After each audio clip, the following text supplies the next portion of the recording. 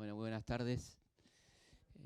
Bueno, vamos a hacer un recorrido por la historia de Malvinas, sucinto, pero con la idea después, como siempre, de abrir el debate y la charla, las preguntas. La historia de Malvinas es una historia muy interesante de un lugar estratégico. Me gustaría empezar por ahí. ¿Cuál es la importancia estratégica de Malvinas? Son unas islas que están ubicadas justamente en la zona del paso hacia el Pacífico. Recordemos que hasta 1902, cuando se inaugura el Canal de Panamá, era el único paso interoceánico que existía, el Estrecho de Magallanes, de manera tal que las islas nunca fueron unas islas inútiles o que no servían o que no tenían importancia, y particularmente esto lo tenía claro el almirantazgo británico, y por eso siempre hubo un particular interés por esas islas. Los primeros avistajes de la isla tienen que ver con Magallanes en 1520, luego hay un paso de los franceses, de Saint-Malo, por eso la nombran Malvinas, y por una cuestión de grafía quedan como Malvinas, como Islas Malvinas. Después pasan los ingleses y las nombran Falkland en honor a una especie de tesorero del almirantazgo. Pero la ocupación siempre estuvo muy claramente, nunca hubo discusión de que esas islas pertenecían a lo que había sido el Imperio Español.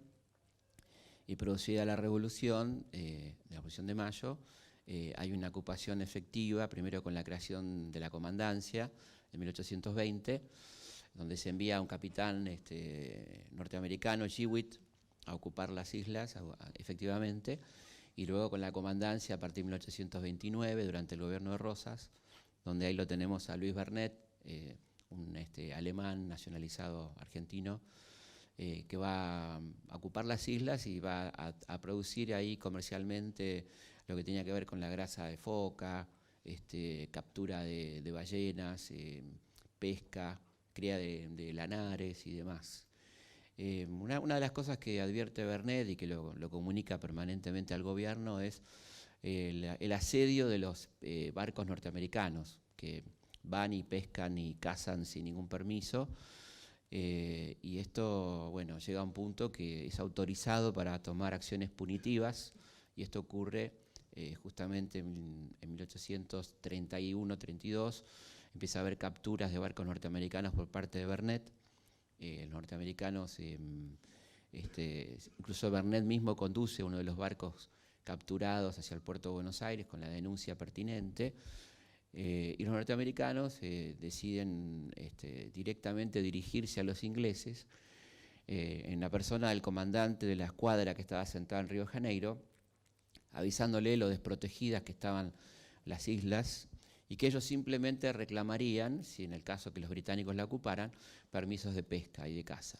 Pero que realmente es una gran oportunidad el poder ocupar las islas que están prácticamente desguarnecidas. O sea que la acción de ocupación que se va a concretar en enero del 33 es una acción conjunta, digamos, de anglo-norteamericana, ¿no? Contrariando, y esto es importante porque ya que hablamos siempre de antecedentes jurídicos, contrariando una disposición que ha hecho historia, que es la doctrina Monroe, ¿no? Enunciada por el presidente de los Estados Unidos en 1824. El presidente Monroe, que hasta tuvo una avenida entre nosotros, ¿no? La avenida Monroe, como dice la gente, pero que habla de este Monroe que quedó sintetizado en aquella frase América para los americanos, en la cual exigía que ninguna potencia extranjera ocupe territorio efectivamente en América, ¿no? Sin embargo, son los norteamericanos los que propician la ocupación británica de las Islas Malvinas en 1833. Las islas son ocupadas por el commander, que sería una especie de capitán traducido a nuestro nivel de jerarquía naval, una especie de capitán de fragata, Commander Onslow, quien ocupa las islas. No encuentra mucha resistencia. Estaba en ese momento como autoridad militar Pinedo, quien es inmediatamente detenido y enviado a Buenos Aires. Él entiende, Onslow, que no hace falta una gran presencia militar, se retira, y a la retirada de Onslow se produce la que conocemos como la rebelión de Rivero, el gaucho Rivero, que también es un tema muy interesante, ¿no? Estamos hablando del año 33, Rivero era un peón, junto con algunos indios y algunos criollos que estaban trabajando en Malvinas, que estaban sufriendo situaciones de explotación gravísimas por parte de Brisbane y de un francés llamado Juan Simón, que eran los capataces de un inglés que tenía propiedades en las islas, que además de maltratarlos no les pagaba a tiempo, les daba vales de una despensa que siempre estaba cerrada, que no podían comprar los materiales que necesitaban. Esto provoca un violento alzamiento que termina con el crimen de todos los extranjeros que vivían en la isla, el arriado de la bandera inglesa y de alguna manera el mantenimiento de una especie de soberanía de hecho nacional en ese momento. Es interesante este episodio porque cuando se produce la toma de Malvinas, sobre la que hablaremos después, en el 82, hay una fuerte discusión de cómo ponerle a Puerto Stanley, cómo renombrar a Puerto Stanley. La primera reacción es ponerle Puerto Rivero, en recuerdo a este gaucho entrerriano Rivero, que resistió y hizo esta acción contra los ingleses. La Academia Nacional de la Historia, y esto es interesante, no fue la Junta Militar, sino que fue la Academia Nacional de la Historia la que se opuso, calificando a Rivero de bandolero, de gaucho mal entretenido y bandolero, que por lo tanto no correspondía a ese nombre, y ahí es donde entonces la corrección se impone, la corrección entre muchas comillas, se impone y le ponen puerto argentino al puerto recuperado de Malvinas. Rivero y su gente más o menos mantiene 6 meses esta situación anormal, digamos, esperando algún tipo de ayuda del continente que no llega, y en el 34 entonces sí los ingleses retoman las islas definitivamente, ya sí con una población militar más importante, y los criollos son llevados a Londres para ser enjuiciados. El juicio es sumamente interesante, los declaran finalmente que no inocentes, pero que no les pueden hacer cargos concretos y van a ser devueltos a su país, o sea, a nuestro país, llegan a Montevideo, luego a Buenos Aires, y hay versiones que no podemos confirmar de ninguna manera de que Rivero muere en el combate de la Vuelta Obligado, que Rivero es uno de los que combaten obligado contra los ingleses y los franceses. No hay documentos sobre esto, son versiones.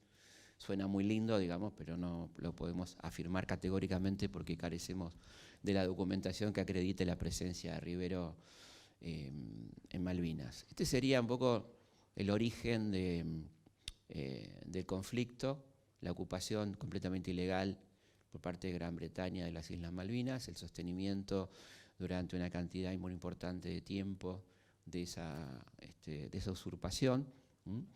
Y en el medio es interesante decir que nuestro país nunca dejó de reclamar, inmediatamente ya reclama la usurpación, lo hace primero Massa, luego lo hace Viamonte, finalmente lo hace Rosas, y ahí hay algunas cosas que son altamente interesantes, de lo que uno podría denominar ingeniería política o arquitectura política, ¿no?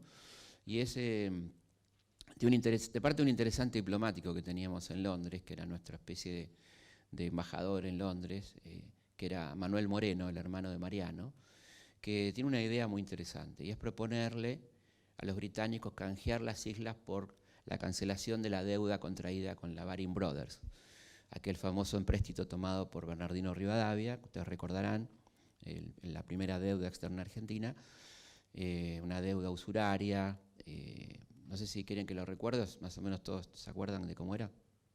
Volvemos a... Contamos rápidamente, sí.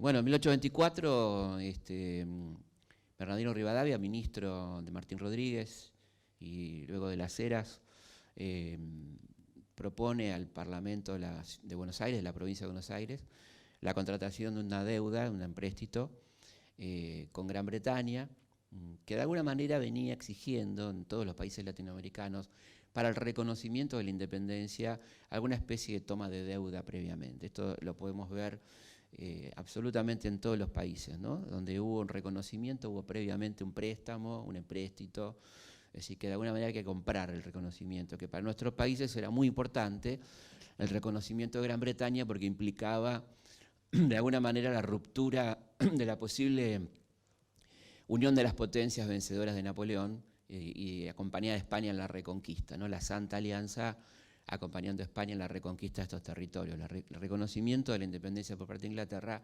era algo que era necesario, ¿no? Entonces, en ese contexto, Rivadavia arma un proyecto de empréstito de 1 millón de libras esterlinas, 5 millones de pesos de entonces, con el objetivo declarado de fundar pueblos, hacer las aguas corrientes de Buenos Aires y el puerto. Buenos Aires no tenía puerto, no tenía un puerto decente, digamos, ¿no? Recordemos que la gente bajaba del barco, la llevaban en un botecito, después en andas, no había un muelle, por ejemplo, ¿no?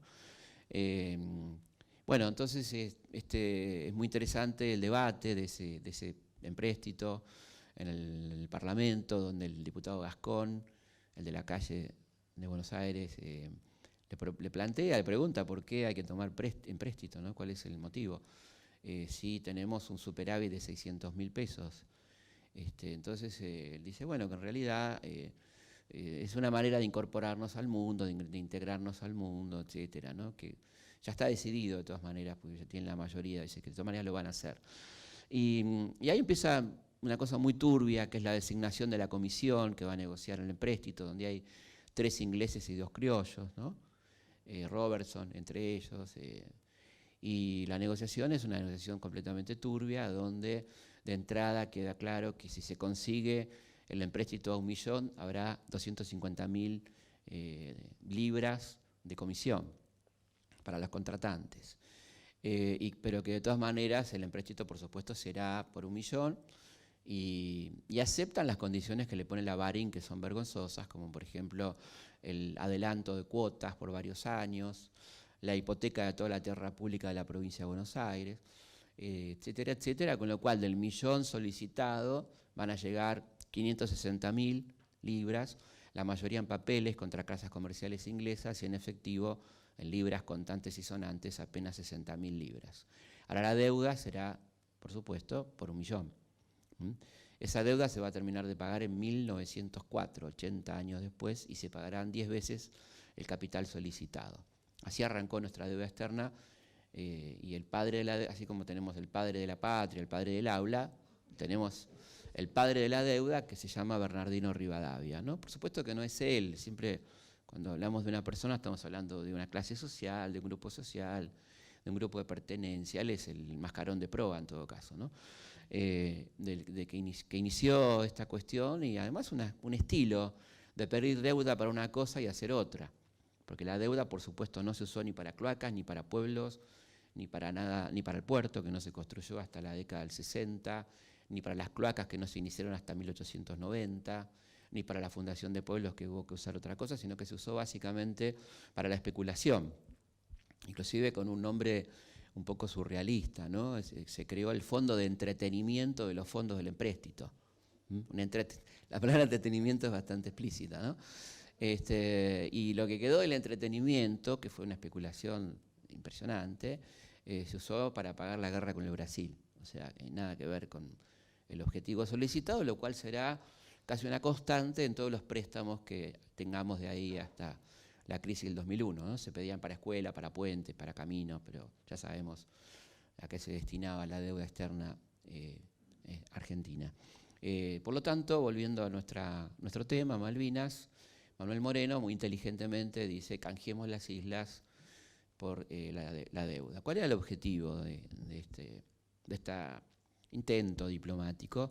Bueno, que Inglaterra reconociera la soberanía, pues Inglaterra decía las canjeamos, quiere decir que está admitiendo que las islas son argentinas. Por supuesto, los ingleses tienen mucha experiencia diplomática, no entraron en la trampa, pero fue un intento de viveza criolla interesante que se planteó de esta manera, ¿no? De canjear esas islas por la deuda, cosa que no ocurrió, por supuesto. Pero sí hubo fuertes reclamos en todo ese periodo. La verdad que la Argentina nunca dejó de reclamar diplomáticamente, particularmente en la época de Rosas, muy fuertemente cuando Alberdi es nuestro representante diplomático de la Confederación, incluso cuando Sarmiento es nuestro embajador plenipotenciario en Estados Unidos, no solo reclama a Inglaterra la devolución de las islas, sino que culpa a Estados Unidos estando en Estados Unidos, Sarmiento culpa a Estados Unidos por la usurpación de las islas y por ser el facilitador, dice él, de la ocupación de las islas, ¿no?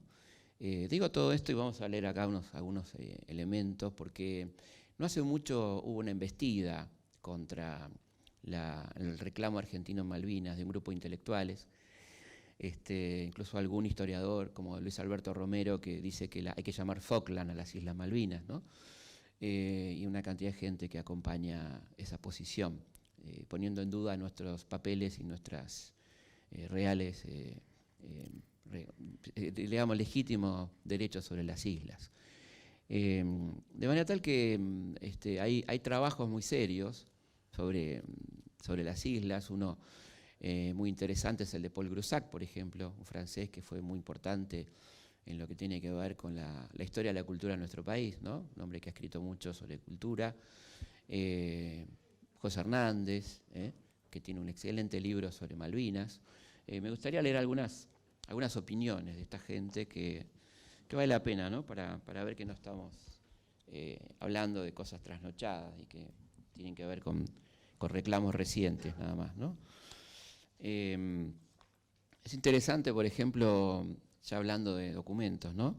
Lo que dice el norteamericano Shewitt cuando toma posesión de las islas, creada la primera comandancia. Dice: tengo el honor de informar a usted de mi llegada a este puerto, comisionado por el Superior Gobierno de las Provincias Unidas de América del Sur, para tomar posesión de estas islas en nombre del país al que naturalmente pertenecen por ley natural. 1820 es esto.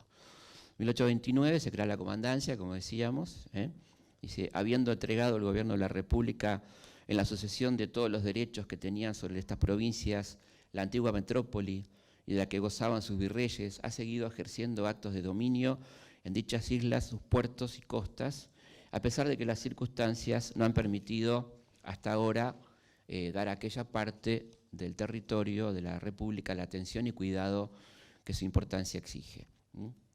No ha podido, bueno, por las guerras civiles, por todos los conflictos que sabemos que hemos tenido entre tanto, ¿no? Creo que son cosas interesantes para ir planteando juntos, ¿no? Yo les hablaba de la doctrina Monroe, ¿no? Y es interesante lo que decía el presidente de los Estados Unidos, Monroe. Los Estados Unidos consideran peligrosa para su paz y seguridad toda tentativa por parte de las potencias europeas de extender su sistema político a una porción cualquiera del hemisferio. Esto lo decía 8 años antes de la ocupación de Malvinas por indicación de los Estados Unidos, a una potencia claramente extracontinental que era ni más ni menos que Gran Bretaña. Y después hay debates muy interesantes también que se dan en el Parlamento, en una época de mucha crisis. En el año 48, el Parlamento británico,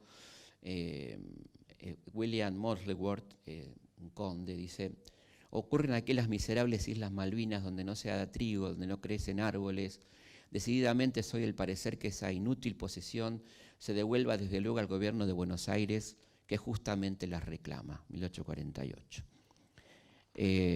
Como vemos hay muchos antecedentes interesantes, ¿no? Se está trabajando mucho en la recopilación documental sobre por qué la Argentina puede y debe reclamar las Islas Malvinas. Esto no es un capricho de ninguna manera, ¿no?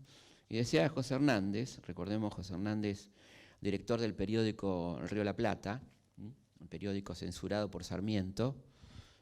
Recordemos que Sarmiento, a raíz de la postura que tiene José Hernández con respecto a la guerra del Paraguay, por ser partidario del montonero López Jordán, José Hernández es perseguido con precio a su cabeza por parte del gobierno de Sarmiento, el presidente Sarmiento, quien cierra su diario y bueno, por eso Hernández se fuga a Brasil y ahí termina de escribir la primera parte del Martí Fierro, ¿no? En el Río de la Plata, antes de que lo clausurara Sarmiento, dice José Hernández: penetrado en nuestros primeros gobiernos de la necesidad de afirmar la posesión de este derecho por la explotación industrial de aquellas islas, hicieron con ese fin algunos esfuerzos meritorios. Groussac dice: la República Argentina no pretende que Inglaterra le dé la causa por ganada, pide que su litigio sea juzgado por jueces, rehusándose a tener por tales a oficiales y funcionarios ingleses que le han impuesto la ley brutal del más fuerte. Y quizá un texto muy interesante también, ¿no?, que vale la pena decir, y una persona que ha estudiado mucho y ha presentado en el Parlamento Nacional muchos proyectos, don Alfredo Palacios, decía en el Parlamento justamente: el derecho de nuestra Argentina a la soberanía de las Malvinas es innegable. A pesar de ello, una de las naciones más poderosas del mundo, abusando de la fuerza, las mantiene en su poder. Es imperioso que el pueblo conozca su derecho. El fracaso del usurpador está en nuestro reclamo constante. Ya contestó Grusac. No hay que dejar decir que los esfuerzos fueron nulos porque el detentador conserve la posesión ilegítima sin obstáculos. La resistencia obstinada al hecho cumplido, que persiste siempre, no es estéril. Ha proporcionado en primer término un modelo y una lección para la enseñanza de la cátedra y el libro, y ha incorporado al derecho de gentes actual esta idea esencial, que la cuestión de las Malvinas es una cuestión pendiente, que los jóvenes mantengan encendido su idealismo y no entre en sus corazones ni la claudicación ni la cobardía. Finalmente hay una anécdota muy interesante de Perón, que cuenta Perón en sus memorias.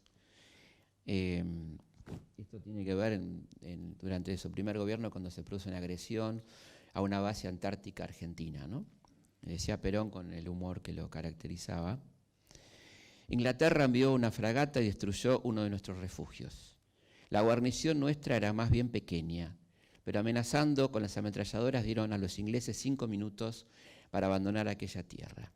Los ingleses se marcharon, pero dejaron su bandera izada en el refugio que habían destruido, y un cabo nuestro la arrancó y se la arrojó al bote que empleaban los ingleses para huir. Vino a verme el embajador británico, tuve con él una pequeña conversación.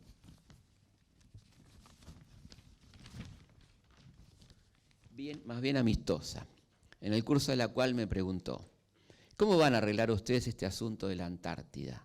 Le contesté: ¿qué derechos tienen ustedes en la Antártida? Y me replicó: la Antártida es una prolongación de las Islas Malvinas. Y fue entonces cuando yo le dije: sí, eso me recuerda a un tipo que me robó un perro y al día siguiente me vino a buscar el collar, ¿no?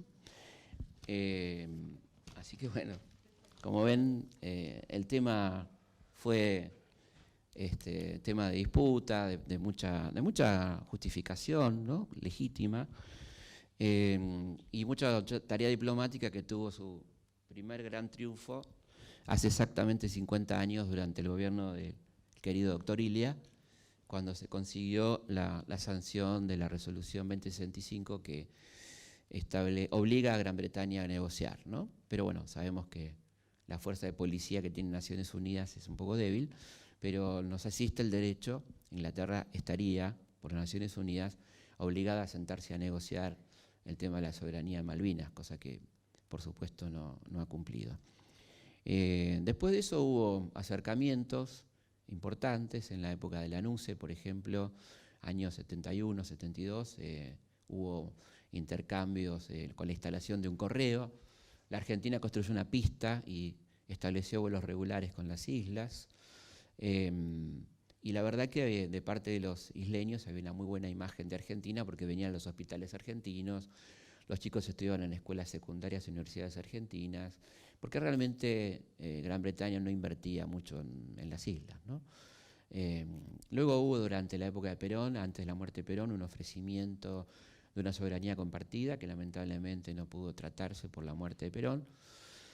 Y luego empezaron las tareas de inteligencia inglesas en torno a la posible riqueza petrolera y pesquera de las islas. Fue cambiando un poco el enfoque. Empezaron también los estudios de factibilidad ya en plena dictadura argentina de un posible ataque a las islas, que arrancan en 1977. Y para 1981 se hace un plan de ataque a las islas de las 3 Fuerzas Armadas, que se plantea para el 9 de julio de 1982. En el medio de esto hay que decir que la situación de la dictadura se va modificando. Es importante decir que nunca dejó de haber resistencia a la dictadura militar, pese a los que nos cuentan. La dictadura fue resistida con mucho coraje, ¿no? Básicamente y inicialmente por el movimiento obrero, que fue el primero que resistió la dictadura. Tenemos una historia escrita básicamente por la clase media que pone la resistencia únicamente en los organismos de derechos humanos y pone las víctimas únicamente en la clase media y la guerrilla, ¿no? Pero como sabemos, las víctimas más voluminosas fueron integrantes del movimiento obrero, los más perseguidos, los más vulnerables, porque no había cómo exiliarse, porque no había red de protección, y fueron además los primeros resistentes a la dictadura, ¿no? Entonces, es bastante injusta la historia que se cuenta, no por desmerecer de ninguna manera los organismos de derechos humanos, que es una tarea paralela, pero es interesante decir que la dictadura fue fuertemente resistida en la medida de las posibilidades, y como no se cuenta mucho, me parece interesante contarlo, ¿no? Hubo 220 paros parciales en las principales empresas del país entre el 76 y el 78, había que parar, ¿no? Grafa, Mercedes-Benz, Ford, ¿no es cierto? Y esta situación va haciendo su tarea, aparecerá luego una CGT, la CGT Brasil, la más combativa dentro del contexto de lo que podía ser combativo en aquel momento. La situación económica mantenida gracias a la inyección de dólares de la deuda, de la llamada plata dulce, el Plan Martínez de Oz, comienza a ser crisis a partir de 1980, no hay cómo sostener el dólar, ese dólar sostenido subsidiariamente, que permitía a la clase media argentina viajar al exterior, comprar productos importados, el DM2, el Miami, todo eso que tan trágico, ¿no?, para el país, porque se financiaba con deuda, no era gratis, que aparentemente teníamos una moneda fuerte, ¿de dónde, no? Mientras el país se endeudaba geométricamente, esta situación va a hacer crisis en 1980, poco antes de la retirada de Martínez de Oz, con su plan económico, sostenido a ultranza por Videla, ese tándem tan importante, por eso hablamos de dictadura cívico-militar, porque era una dictadura que tenía esencialmente a sus jefes entre los civiles y a sus ejecutantes entre los militares, con un plan económico absolutamente criminal y antinacional.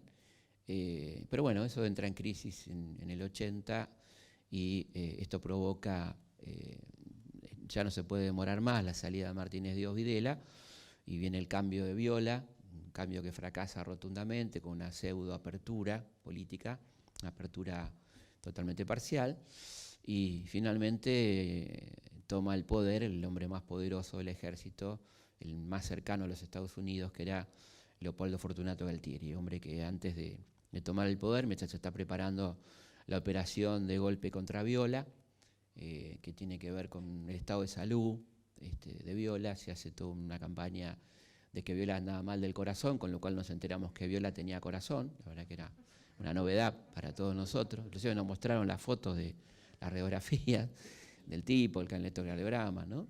Bueno, mientras tanto, Galtieri viaja a Estados Unidos a hablar con Reagan, y ahí es donde Reagan dice que es un general majestuoso, Galtieri, general majestuoso. Es interesante decir que el vínculo con Estados Unidos era extraordinario, eran excelentes relaciones ya para esa altura, ya había cesado esta cuestión de Carter, ¿no?, ese interregno molesto para la dictadura que fue el gobierno de Carter, cuestionando los derechos humanos, y entrábamos en la era Reagan, que era la etapa del neoconservadurismo en alianza con Thatcher, ¿no?, con el modelo neoliberal que se está imponiendo en el mundo, en su ofensiva contra la Unión Soviética, digamos, el bloque oriental y demás, ¿no? Una campaña muy bien orquestada con diferentes puntos de apoyo, el Vaticano, Juan Pablo II, la Thatcher en Londres, y bueno, todo ese modelo. Y que tenía en América Latina dos países emblemáticos de aplicación de ese modelo, que era Chile, que fue pionero, la aplicación del neoliberalismo, y luego la Argentina, donde también había una aplicación ultra ortodoxa del modelo neoliberal.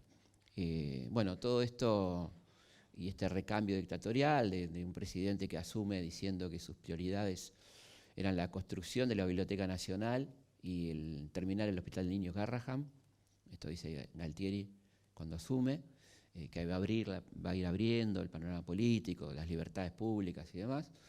De hecho, a poco de asumir Galtieri se producen los recitales de Mercedes Sosa, el regreso de la Negra Sosa, o sea, hay como parece haber un poco más de oxígeno, pero ese oxígeno, por supuesto, está limitado a qué es peligroso realmente para la dictadura y qué no, porque se sigue reprimiendo, se sigue matando, siguen cayendo militantes populares, y bueno, en este contexto donde ya la crisis es inocultable, donde el dólar se disparó, ya antes de la asunción de Galtieri, con el ministro Sigó, con su famosa frase, el que apuesta al dólar pierde, y el dólar se triplicó en su valor en el peso, con respecto al peso, y una crisis económica ya inocultable que provoca conflictos sociales de envergadura, ¿no? Ya la CGT Brasil, que venía desde 1979 con una política de paros generales, casi anuales, con un alto nivel de acatamiento dentro de lo que se podía, convoca a una marcha a la Plaza de Mayo para el 30 de marzo del 82,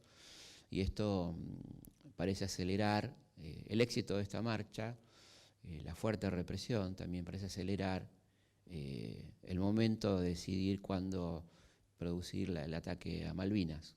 Y entonces se adelantan los tiempos y luego de esta violenta represión, con más de 1000 detenidos, un muerto, otro muerto en Mendoza, se produce el inesperado para muchos desembarco en Malvinas del 2 de abril de 1982.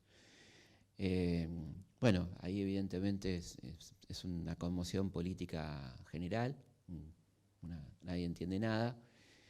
Los que hemos vivido aquel momento recordamos muy bien, ¿no?, cómo nos levantamos ese día. A mí lo primero que me asombró que escuché una quena y un charango en la radio, cosa que nunca, jamás.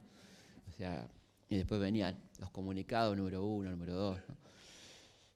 Y bueno, toda una locura, un país que se enloqueció realmente, con una muy buena campaña mediática. Recordemos que no había medios privados prácticamente, casi todos en manos del Estado, unas pocas radios privadas que se sumaban al coro oficial, absolutamente exitista, que íbamos a ganar, que teníamos todo de nuestro lado, que íbamos a ganar tanto a Inglaterra como a Estados Unidos, porque no está de más recordar que estábamos peleando contra la OTAN, no solo contra Inglaterra, ¿no?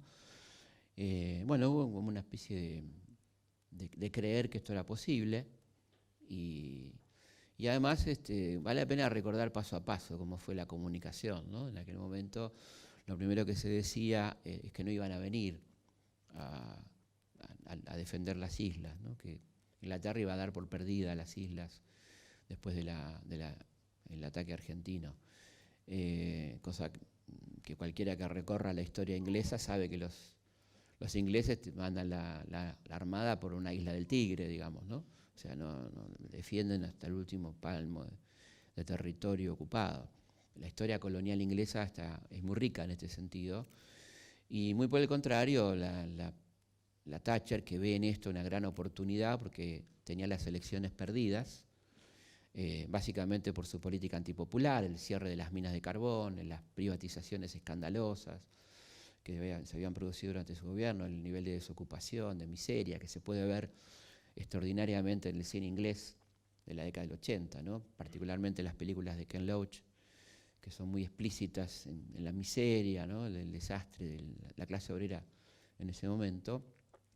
Encuentra en esto una gran oportunidad para poder dar vuelta al resultado electoral frente al laborismo, ¿no?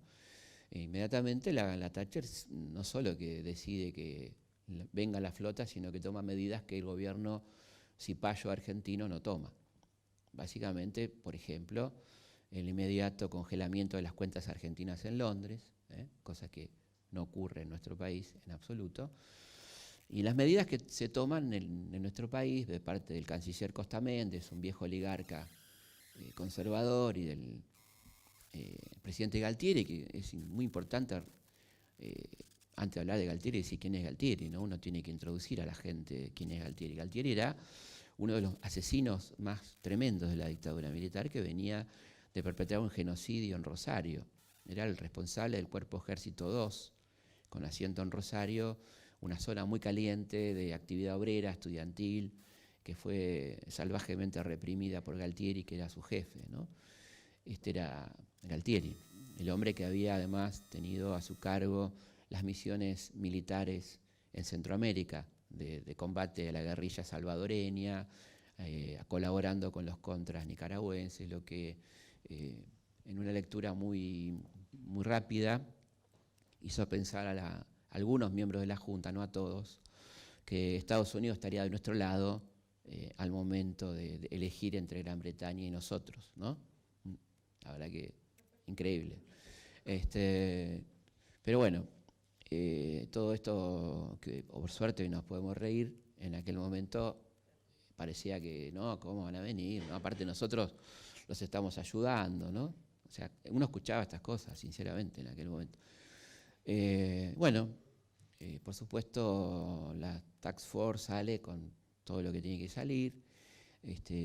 Acá vamos enterándonos de a poco, muy a poco. Había una especie de cobertura de mentira mediática muy fuerte, de la improvisación. Vamos empezando a enterarnos de la improvisación, vamos intuyendo que los chicos están muy mal alimentados, muy mal vestidos. Empiezan las campañas, ¿no? Las campañas de juntar ropa, de tejer pulóveres, de juntar comida, y se crea un fondo patriótico, que es un término que esto le pasa a veces a cierta gente por no saber de historia, ¿no? El fondo patriótico lo inventó Liniers allá por 1808, y fue exactamente una colecta destinada a ayudar a los combatientes de la madre patria contra Napoleón. Un fondo patriótico que se lo quedó Liniers, ¿no? Y fue denunciado en el Cabildo por Álzaga, el alcalde de primer voto que denuncia la estafa en el fondo patriótico, llamado así. Bueno, digo, hay que tener cuidado con los nombres que uno elige para las cosas, ¿no? Y bueno, y por supuesto el fondo patriótico terminó siendo una estafa extraordinaria. Las cifras son realmente muy impresionantes. Estamos hablando de cerca de 70, 70 millones de dólares de la época.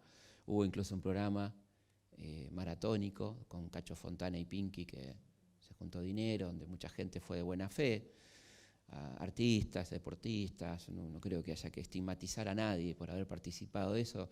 Incluyo en esto a Pinky y a Cacho Fontana, con quien he hablado, y fueron gente usada realmente, ¿no? Fontana lo entrevisté 2 veces y es una persona muy digna, que me dijo, incluso cuando le entrevisté, le pregunté por este momento, que es uno de los momentos más tremendos de su vida. Él me dijo, sí, yo participé de eso y fui absolutamente estafado, pero mi colaboración con la dictadura no fue esa. Mi colaboración peor con la dictadura fue cuando fui interventor de Canal 11.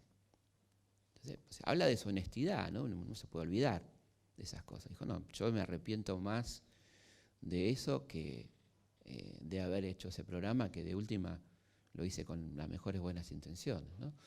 Y bueno, él contaba, ¿no?, cómo era el descontrol, a dónde fue, que no había mucho cuidado de ese dinero, de las joyas que donaba la gente, todo lo que ya sabemos. Y hay una causa abierta que nunca terminó en la justicia, bien como tenía que terminar, de cómo se robó a la buena fe de la gente, ¿no?, que donó lo que no tenía, como suele ocurrir. Bueno, ese es un episodio negro, y después, por suerte, tenemos mucha documentación. Hay un mito que habla de que no tenemos material documental fílmico. Esto es mentira. Por suerte, en Canal 7 tenemos un archivo extraordinario de la dictadura que estamos trabajando hace muchísimos años, yo personalmente y mucha gente, ¿no? Y lo que vamos viendo es que está prácticamente todo documentado, ¿no? Entre los documentos que hay un documento extraordinario de un coronel que es el encargado de juntar las donaciones de alimentos que mandaba la gente. Esto estaba en la rural, sociedad rural, donde se acopiaban las leche en polvo. Y este señor dice, mirando a la cámara, da el nombre, no me acuerdo en este momento, un coronel, da el nombre y dice, yo soy responsable que los chicos vengan más gordos de Malvinas como van a venir. No van a pasar hambre y van a venir más gordos de Malvinas porque yo estaba, fíjese. Bueno, desde ahí la realidad era absolutamente otra, como podemos ver en los testimonios de los sobrevivientes, en la película Iluminados por el Fuego, ¿no? El hambre que empezaban a pasar nuestros muchachos, la improvisación, la falta de entrenamiento militar, que todos más o menos sabemos, pero me parece que hay cosas más macro que son importantes de señalar, como por ejemplo la desinteligencia ante las fuerzas, las peleas entre las fuerzas, ¿no? O sea, durante la guerra la Marina está peleada con la Fuerza Aérea y la Fuerza Aérea está peleada con Ejército, ¿no? O sea, que no había un comando conjunto donde se pudiera coordinar acciones.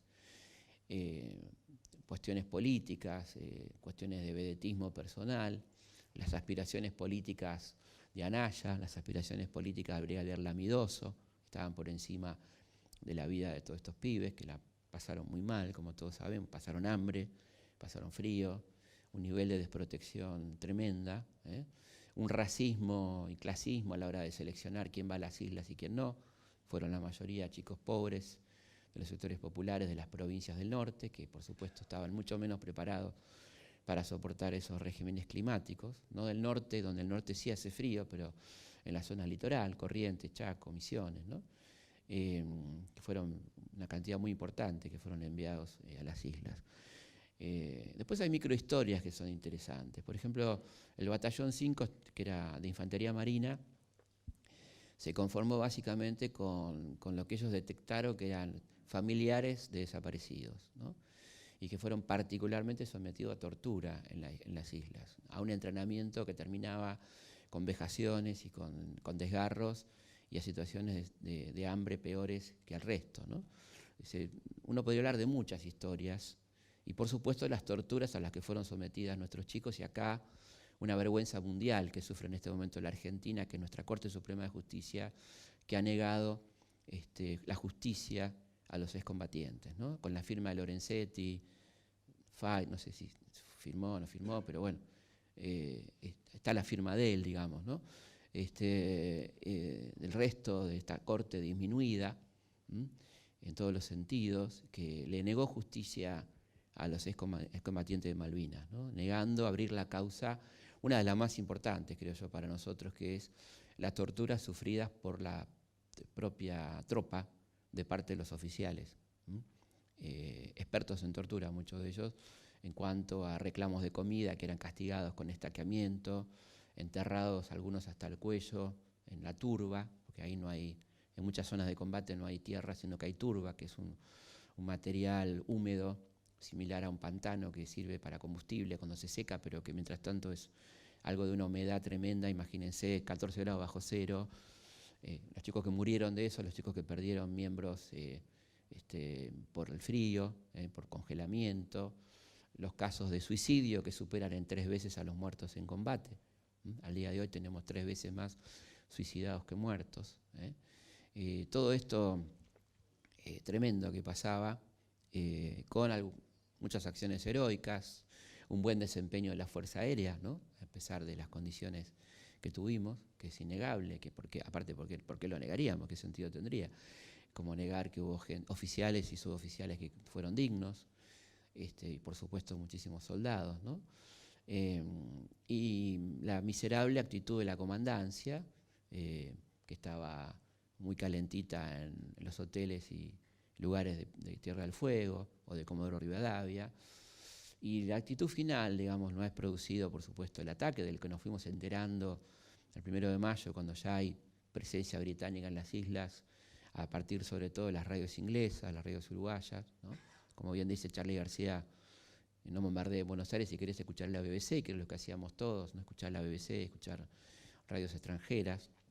La BBC fue muy importante, incluso tuvo un conflicto donde fue intervenida la BBC durante la guerra por decir la verdad, o sea, aún en contra de los intereses ingleses, ¿no? Y los ingleses, tan amantes de la libertad de prensa, según ellos, clausuraron la BBC durante una semana prácticamente, ¿no?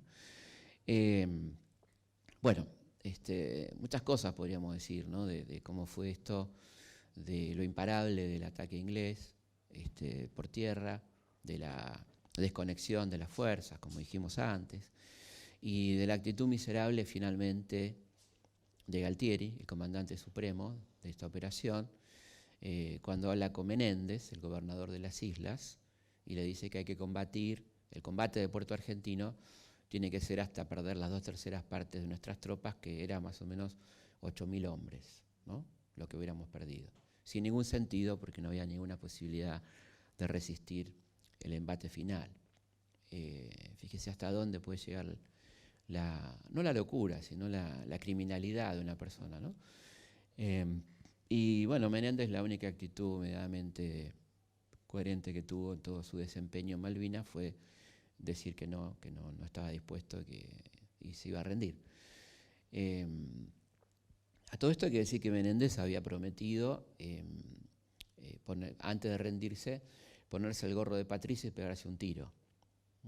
Y esto es interesante porque cuando se cumplieron los 10 años de Malvinas, en 1992, invitaron a Menéndez y a Edgardo Esteban a un programa en Canal 7, y Esteban le recordó a Menéndez y le dijo: todavía está a tiempo a cumplir con su palabra, no tenía por qué ser en ese momento, ¿no?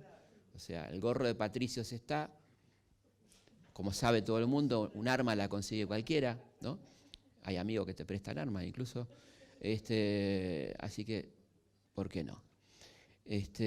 Bueno, pero no, porque no está en su naturaleza, ¿no es cierto?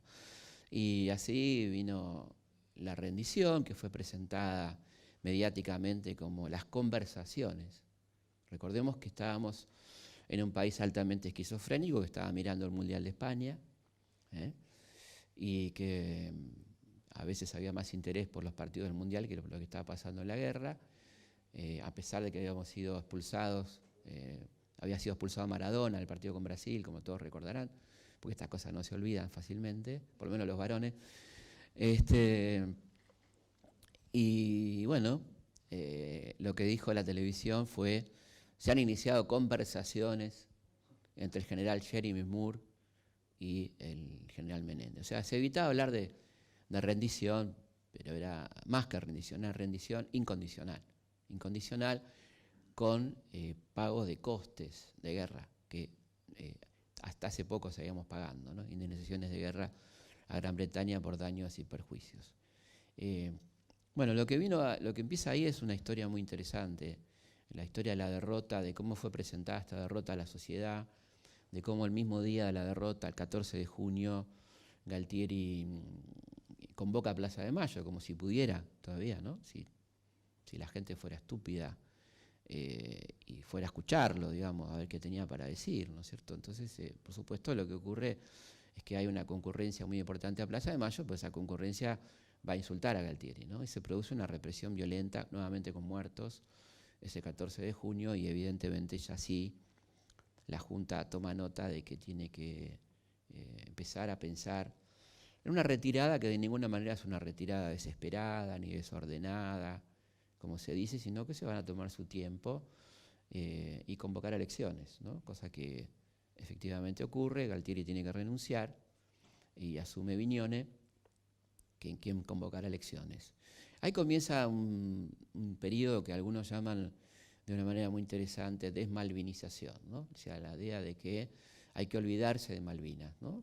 Que es una idea muy perversa, ciertamente, porque uno puede olvidarse o puede repudiar el mal procedimiento del ejército, de las Fuerzas Armadas en Malvinas, pero no debe olvidarse de la causa Malvinas, que son dos cosas diferentes, ¿no?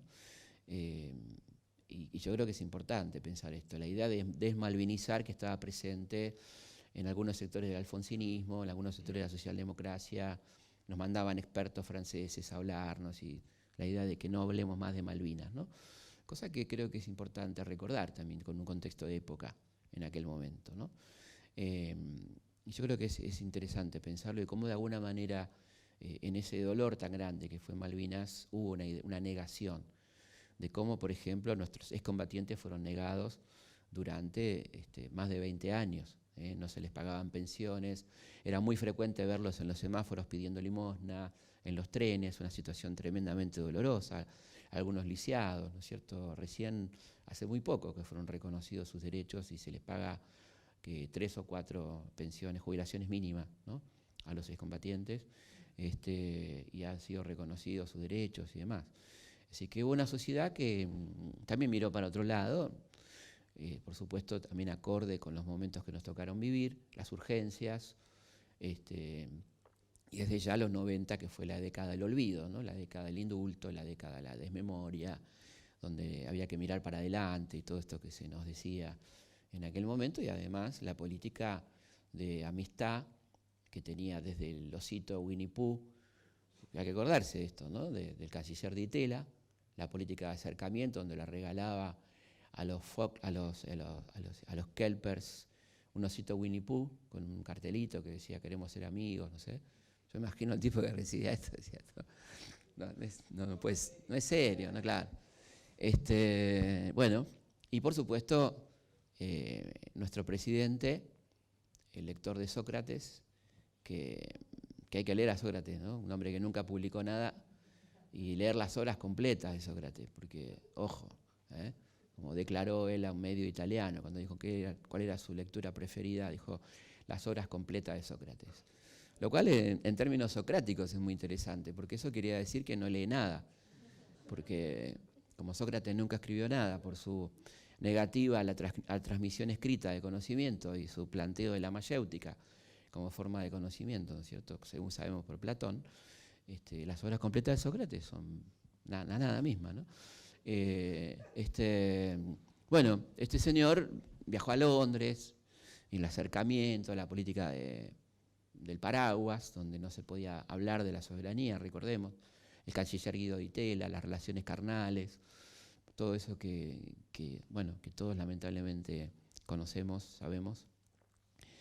Y bueno, yo creo que fue una etapa tristísima, creo que a partir de 2003 empezó una etapa más naturalmente lógica de reclamo fuerte de nuestra soberanía, que como bien decía Palacios, nunca es inútil, nunca está de más, aunque sea muy difícil, ¿no? Porque realmente Galtieri la hizo muy bien, ¿no? Galtieri lo que hizo fue hacer casi imposible que recuperemos las islas, ¿no? Entonces yo creo que es eso, sabemos que es muy difícil, sabemos que estamos compitiendo con un poder impresionante, ¿no? Con una base. Yo viajé a Malvinas en 2007, pude constatar lo que es esa base de Montplezán, el poder impresionante, es una base de la OTAN donde se entrenan los pilotos que combaten en Afganistán, en Irak, una presencia militar de más de 2.500 hombres, tiene más población que Puerto Argentino, con un despliegue militar realmente impresionante. Así que bueno, por supuesto, una operación militar está descartada, a pesar de que los medios sensacionalistas británicos cada tanto dicen que los vamos a invadir.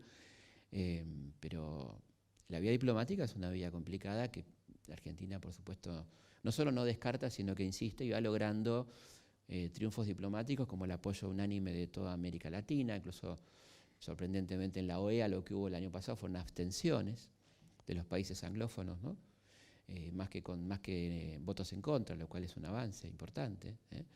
De manera que es una lucha muy desigual, que no hay que de ninguna manera descartar y que hay que seguir peleando hasta las últimas consecuencias, pues es un territorio que nos corresponde por legítimo derecho, y encima ahora tenemos, además, hay muertos nuestros, ¿no?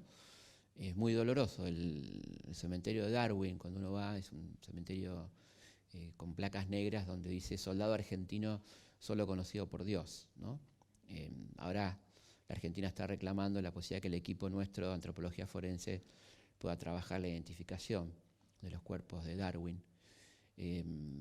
Así que bueno, es una herida abierta que cuando uno va, les puedo asegurar que es tremendamente doloroso ir a las zorras, que eran las trincheras de nuestros pibes, donde uno, en el sentido han sido muy respetuosos, los kelpers no han tocado nada, se han tapado, se pueden visitar, se pueden ver, uno encuentra zapatillas flecha, lo cual nos duele a todos, porque uno dice, estos pibes, fíjate lo que tenían de calzado, ¿no? Recordemos que la guerra va entre abril y junio, es decir, otoño-invierno en el Atlántico Sur. Bueno, son todas cosas que a uno realmente le duelen mucho ver todo eso, ¿no? Y bueno, es interesante pensarlo en cuanto a que es un reclamo eterno que tendremos, ¿no? Pero hay que reclamarlo, sin duda, ¿no? No hay, de ninguna manera se puede dejar de lado ese reclamo de la Argentina, ¿no? Y me parece que aquellos argentinos que hablan de Falkland olvidémonos, bueno, son gente que debería ponerse en duda su nacionalidad realmente, ¿no? Después de todo lo que hemos pasado. Bueno, abrimos si quieren las preguntas. Sí.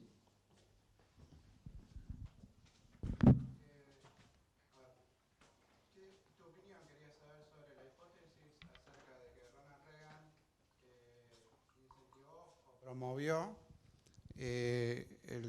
la acción de Galtieri para en un escenario así diplomático tipo juego de cartas, ¿no? De la Sí, serie, ¿no? House of Cards. De salvar el neoliberalismo de Thatcher, que estaba en caída, y también por consiguiente desprenderse en la misma movida del problema que tenía Estados Unidos por la relación con la Argentina en función de los derechos humanos, ¿no? Sí, yo creo que cualquiera de esas hipótesis, por supuesto que no están probadas, pero hay muchos indicios, hay libros ingleses, libros argentinos, La trama secreta, que hablan de esta cuestión intencional de Reagan, de alguna manera alentar o hacerles pensar a estos que podían hacer esa acción. Eso por supuesto.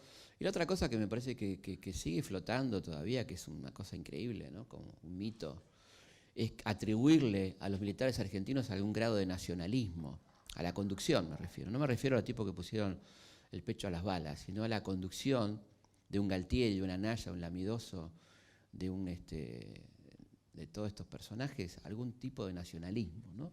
Como que realmente su intención era antiimperialista o accionar contra el imperio británico, de ninguna manera, eso habría que empezar a descartarlo.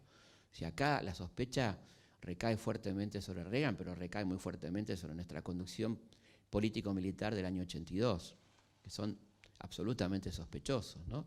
¿Por qué esta gente que adhería a todos los valores occidentales y cristianos, que había participado en el Plan Cóndor, que era aliado de los Estados Unidos, de Gran Bretaña, en la forma de ver el mundo, de pronto se iban a convertir en los principales emblemas del antiimperialismo mundial? ¿De dónde? ¿Cómo? ¿Cuándo? ¿No? Además, se demostraba en las acciones concretas que yo decía, mientras que la Thatcher inmediatamente expropia las cuentas argentinas en Londres, acá no solo que no se toca un centavo de las empresas británicas, ni de las 500.000 hectáreas en Patagonia con costa al Atlántico de súbditos británicos o empresas británicas, sino que lo que se hace es, por ejemplo, ridiculeces como prohibir las canciones en inglés, ¿no? No se podía escuchar más a Pink Floyd ni a los Beatles porque cantaban en inglés, pero lo otro sería absolutamente intocable, ¿no es cierto? Lo que realmente importaba cuando vos estás en guerra con un enemigo, o sea, lo primero que haces es hacerte de propiedad enemiga, cosa que por supuesto ni se les pasó por la cabeza. Así que yo creo que es interesante no adherir, no seguir adhiriendo, que es un grave error histórico, ¿no? A la posibilidad de que Galtieri tuviera una actitud nacionalista. Eso es imposible, absolutamente imposible. Y eso debe ser puesto en el centro del debate cuando hablamos de Malvinas, ¿no? Cosa que todavía, increíblemente, alguien puede pensar que Galtieri era anti-inglés o anti-británico, tenía alguna cosa de estas. Esto es ridículo, absolutamente ridículo. Era igual que la Thatcher, eran hermanos de sangre, ¿no es cierto? Sin ninguna duda, la manera de pensar. Después había cuestiones estratégicas, digamos, pero de ninguna manera hay que considerar a esta dictadura con un grado de nacionalismo o antiimperialismo, sería ridículo, ¿no? Sí. Sí. No, porque yo pensaba, digo, que por ahí Galtieri confiaba en el TIAR también. Sí. El tratado de ayuda de... Sí, yo creo que cuando viene Haig acá les dice cómo van a hacer las cosas, ¿no? Alexander Haig, que se elige como mediador un tipo que es parte. Imagínate, vas a poner a mediar un tipo que es el socio más importante que tiene Gran Bretaña y que es Estados Unidos. Entonces, ¿qué mediador? ¿Cómo va a ser mediador? Un diplomático norteamericano va a ser mediador entre Estados Unidos e Inglaterra. Era ridículo, no sabía cómo iba a terminar eso, por supuesto, ¿no? Así que son cosas que, no sé, a mí me parece que todavía seguimos sosteniendo como que hubo una voluntad del gobierno de Galtieri de ganar la guerra o de o de perjudicar al imperio, ¿no? Es una cosa que no cierra por ningún lado, eso no, tenemos pensado descartar. Ya que tantas hipótesis interesantes, no compremos que hubo alguna voluntad de parte de Galtieri, que se envalentonó con la plaza, todo eso, que me parece que son cosas un poquito infantiles, ¿no? Y también hay que decir, que me parece también importante, instalar algo muy incómodo, muy feo, que es la complacencia hasta ese momento muy alto y el grado alto de popularidad que tenía la dictadura, que se manifiesta en la plaza del 2, del 3, donde cuando uno ve los videos originales de ese día, hay 2 minutos de Galtieri. O sea, no es, la gente fue y puteó a la dictadura. No, esto es una fantasía que nos gustaría que haya pasado, pero no pasó. Por supuesto que hubo gente, hubo banderas, hubo madres, hubo valientes, minoría, ¿sí? Pero si no construimos una historia que no es real, que nos gustaría que haya sido, pero no fue, sinceramente no fue. Entonces yo creo que también hay que hacerse cargo de que una sociedad que está bien engañada, todo lo que querramos, pero si no, siempre terminamos siendo víctimas, ¿no? No terminamos de asumir una responsabilidad social que nos cabe, me parece a mí, ¿no? Como sociedad, sinceramente. Sí. ¿Qué influencia tiene para vos la guerra de Malvinas para el proceso democrático que vino después? Bueno, fue central, digamos, fue central, pero bueno, hay que tener cuidado con esto, ¿no? Porque no falta quien diga muy apuradamente le debemos la democracia a la Thatcher, ¿no? Que me parece que es una falta de respeto a los muertos, a los presos, a los exiliados, a toda la gente que luchó contra la dictadura. Sí, la guerra fue definitiva, pero si los militares no veían, no entendían claramente de que eso tenía un costo, porque había un pueblo movilizado que no los toleraba más y se los quería sacar de encima, la dictadura no terminaba, ¿no? Es decir, que eso provocó ese desencanto brutal, ¿no? De tanta mentira y todo eso, bueno, sacó a relucir una potencialidad de enfrentamiento que fue muy importante. Entonces ahí es donde ellos deciden, no solamente por la derrota, sino porque la derrota es importante. ¿En qué sentido? La derrota deja a la Argentina sin aliados a nivel mundial, la deja absolutamente sola, condenada por todo el mundo, sin posibilidad de continuar mucho tiempo más.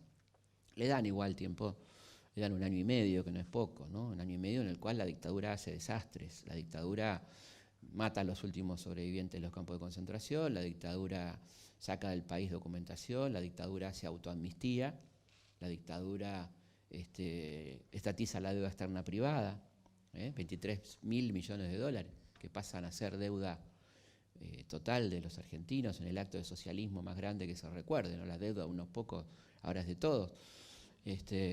Bueno, todas esas cosas se hacen en ese 1 año y medio, lo cual habla de que no hubo escape, una clase política bastante miserable, por cierto, ¿no? Bastante lamentable que teníamos en aquel momento, bastante adormilada, que no esperaba esa convocatoria rápidamente a salir ¿no? Con alguna honrosa excepción, creo que Alfonsín fue una honrosa excepción. En aquel momento, el único que se opuso a la guerra desde el primer día, el único político que se opuso a la guerra el primer día fue Raúl Alfonsín, ¿no? Esto no quita que después haya hecho cosas que hemos criticado aquí mismo, ¿no? Pero es muy importante ser justo históricamente, y la única persona de todo el espectro de la extrema derecha a la extrema izquierda que se opuso a la guerra claramente fue Alfonsín, ¿no? Lo cual le va a valer mucho después, por supuesto, ¿no? Va a ser muy importante a la hora de su campaña electoral, desde ya, pero él no sabía que esto va a ser así, pero es importante reconocerlo, ¿no? Entonces creo que sí, que obviamente fue decisiva, pero no en los términos que se suele decir, desvalorizando como siempre el pueblo argentino, sino me parece que fue porque los militares sabían que no era gratis esa derrota, ¿no?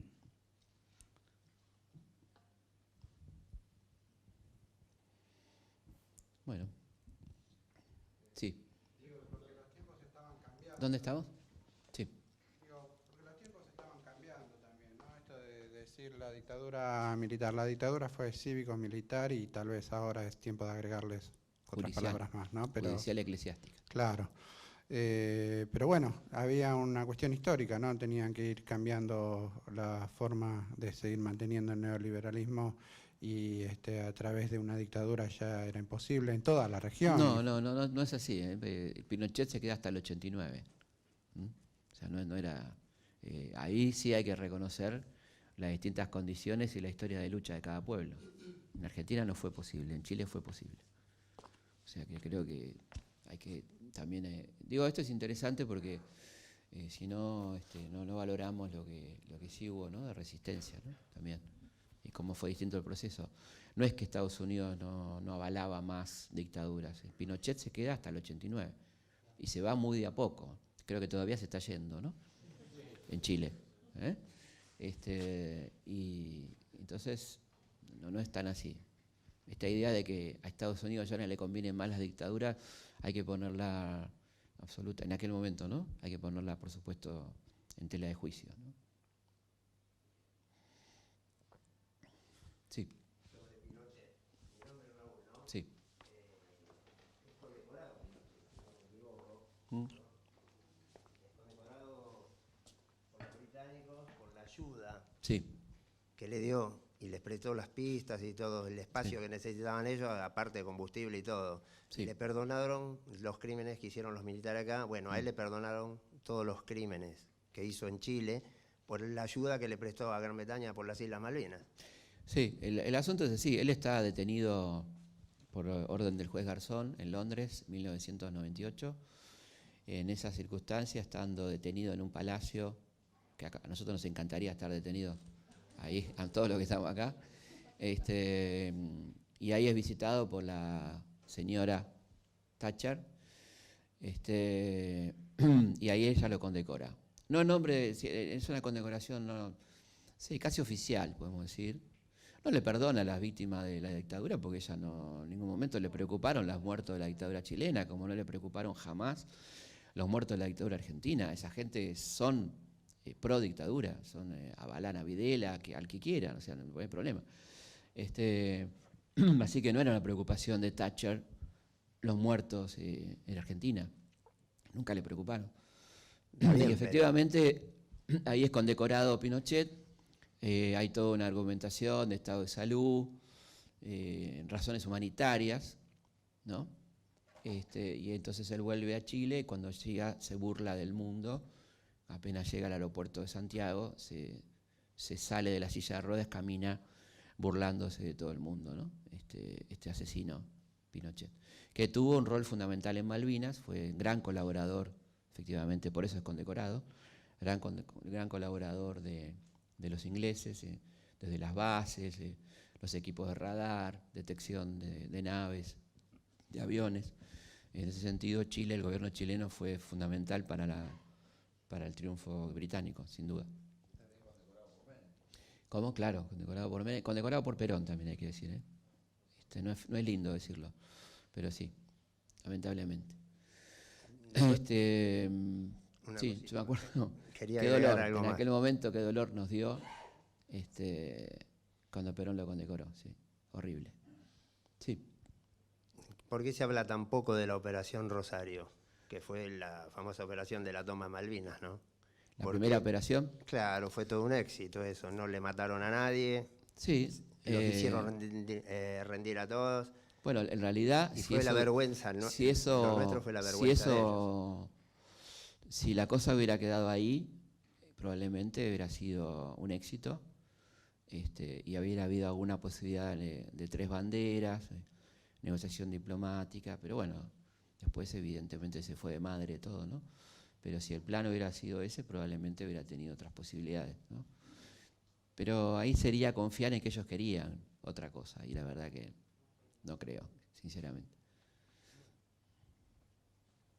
¿Existe algún caso de algún mandatario militar que haya muerto a pesar de haber sido juzgado por los mismos militares, como en el caso del juicio de Rátela, que haya muerto con todos los honores como Battisti, que no lo hayan destituido? No, la verdad que no, muy pocos. En la historia de la humanidad muy pocos. Inclusive tenemos el ejemplo de Wildlock, ¿no? Hablando de los ingleses, que es juzgado y degradado por la derrota en Buenos Aires. como ustedes recordarán, de la escuela primaria, Whitelock, fue el comandante de la segunda invasión, que es una invasión importantísima, son más de 10.000 hombres, y son derrotados por el pueblo de Buenos Aires, ¿no? Por las milicias, básicamente, y cuando llega a Londres es juzgado y destituido por mal desempeño, calificado como mal desempeño. En el caso de Ratten Vázquez y Taz es muy interesante, hablando de este general azul.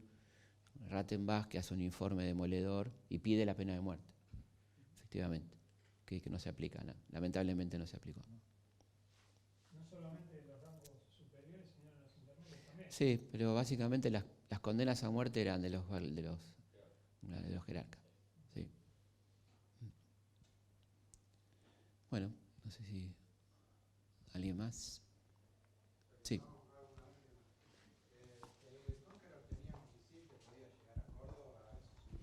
Y qué sé yo, qué podemos saber. O sea, se dice, pero no sé, la verdad. Se decían tantas cosas, ¿no? Probablemente, sí, hay misiles de largo alcance que probablemente. No sé si está en condiciones de transportarlo, pero si hubiera sido así, desde ya. Si hay misiles que son intercontinentales, ¿por qué no se podría llegar a Córdoba? Probablemente. Pero no sé si lo trasladaba al Conqueror, sinceramente. ¿Cómo? ¿Abajo de dónde? Ah, lo que hay hundido, decís vos. Sí. Pero bueno, yo creo que Malvinas es una causa que tenemos que seguir defendiendo y además ustedes saben que es un tema muy importante para el 2020, cuando se va a discutir el Tratado Antártico, porque por supuesto que las Malvinas proyectan a la Antártida, ¿no? Entonces desde ahí, por supuesto que Gran Bretaña va a reclamar soberanía en Malvinas, en la Antártida. Esto es un tema no menor, absolutamente. Pero no solamente Gran Bretaña, sino por el Tratado de Portugal, creo que toda la Sociedad Económica Europea tiene parte, ¿no? Sí, bueno, todos tienen, incluso no vas a ver ningún mapa internacional donde se reconozca lo que nosotros ponemos como parte de nuestro territorio, que es ridículo porque no es parte de nuestro territorio, ¿no? El sector antártico argentino es simplemente una proyección, bueno, que siempre nos decía que teníamos 4 millones de kilómetros cuadrados, pues le sumaban la Antártida, cosa que no corresponde, porque nadie tiene posesión de la Antártida, ¿no? Pero los mapas chilenos, lo que ellos tienen como Antártida es la nuestra, la misma, el mismo conito que tenemos nosotros, por ejemplo, ¿no? Así que, bueno, es un tema muy interesante para el futuro, porque sobre todo pensemos en uno de los más grandes reservorios de agua, ¿no? Y como ustedes saben, el agua va a ser la pelea del futuro, ¿no? Sí. No, eso iba. Ah. Iba a decir eso, que lo importante al futuro es el agua. Sí, pero aparte tenés ahí, por ejemplo, una riqueza extraordinaria ictícola. Una de las exportaciones más importantes que tiene Malvinas es el krill, que es la comida del futuro, que exporta millones de libras, los permisos de pesca, o el petróleo, por supuesto, ¿no? Así que es un tema al que no deberíamos renunciar bajo ningún punto de vista y sobre todo que tenemos un apoyo importante del resto de América Latina, ¿no? Así que está muy bien. Bueno, muchísimas gracias y le vamos a avisar en la próxima charla, ¿no?